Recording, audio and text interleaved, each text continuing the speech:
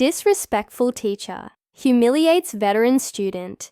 His epic response leaves her speechless. It was the first day of college for Daniel Carter, a 35-year-old Army veteran who had served 2 tours overseas.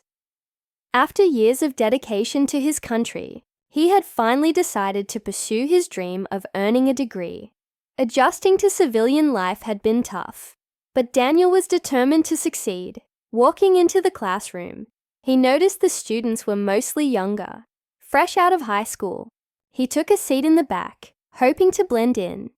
He knew he was older than most, but he believed that learning had no age limit.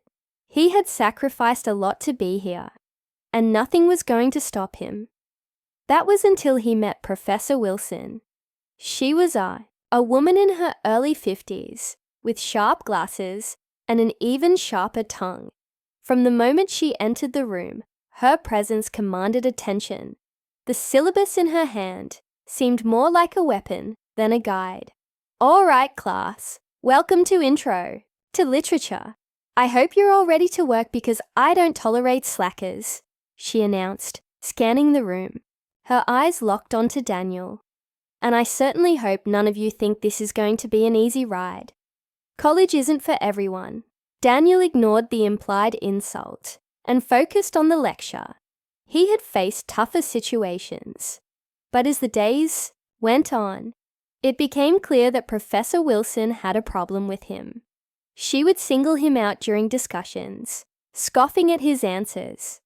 "Oh, Mr. Carter, did they teach literature in the Army? Or were you too busy playing soldier?" she sneered one afternoon, after he answered a question about a Hemingway novel. The class went silent. Some students shifted uncomfortably in their seats.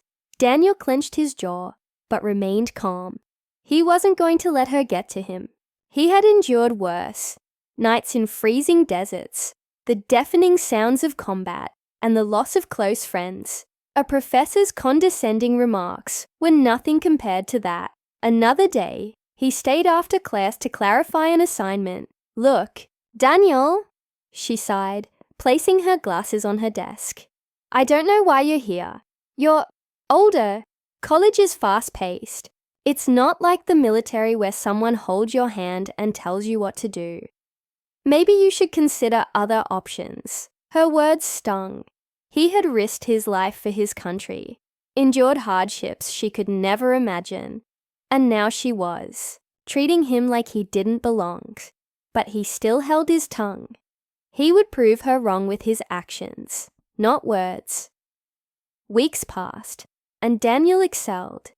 He stayed up late reading, participated in every discussion, and wrote essays that impressed even his younger classmates. He wasn't just keeping up, he was thriving. His discipline, time management, and ability to focus under pressure gave him an edge. He wasn't the type to turn in sloppy work or miss deadlines, but that wasn't enough for Professor Wilson. When she returned their midterm papers, she stopped at Daniel's desk. "Mr. Carter, see me after class." The students exchanged glances. Some had started to respect Daniel, seeing how hard he worked. When the classroom emptied, Daniel approached her desk. "You wanted to see me, Professor." She held up his paper. This is well written. Surprisingly so." "Thank you," he said, keeping his voice even. She leaned back, folding her arms. "But I find it hard to believe that someone with your background wrote this on their own." Daniel's chest tightened. "Are you accusing me of cheating?" "I'm saying it seems beyond your abilities. Maybe you had some help. A tutor, perhaps?" Her smirk was condescending. That was it. He had kept his cool long enough. Daniel took a deep breath and spoke with quiet confidence. "Professor Wilson, do you know what I did in the military? I led men into battle. I made life or death decisions. I read maps and strategy reports in the middle of enemy territory. And yes, I read books, because literature was my escape when war was my reality. You assume I don't belong here, but let me tell you something. I have faced challenges you can't even comprehend, and yet, I am here. I have earned my place, just like every other student in this room, and I will not let you, or anyone else, make me feel otherwise. She opened her mouth, but no words came out. For the first time, she was speechless. Daniel didn't wait for a response. He picked up his paper and walked out with his head held high. Word spread quickly about what happened, and from that day on, Professor Wilson never singled him out again. In fact, by the end of the semester, she treated him with an almost grudging respect. And when final grades were posted, Daniel had earned one of the highest scores in the class. As he left the campus that day, he realized something. He had faced bullets, explosions, and enemies in war. But sometimes, the hardest battles weren't fought on the battlefield. They were fought in everyday life, against people who doubted you. And this was one battle he had won. The victory wasn't just about proving her wrong. It was about proving to himself that he belonged. Because no matter how many times life tried to tell him he wasn't good enough, he knew the truth.